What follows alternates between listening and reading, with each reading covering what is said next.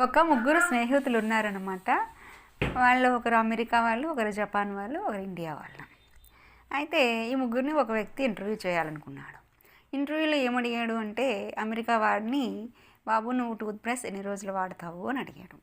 అడిగితే maybe 1 month అన్నాడు.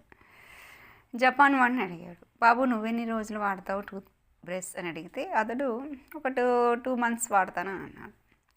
మరి ఇండియా వాడిని అడిగాడు, బాబు నువ్వెన్ని రోజులు వాడతావు మరి టూత్ బ్రష్ అంటే మేబీ 1 ఇయర్ అన్నాడు. అవసరమైతే ఇంకా 2 ఇయర్స్ కూడా వాడుతూ ఉంటాం. ఇంకా అలాగనే కాదు, జీవితాంతం కూడా వాడుతూ ఉంటాం, వాటికి వీటికి వాడుతూ ఉంటాం. యూజ్ అండ్ త్రో పద్ధతి మాది కాదు.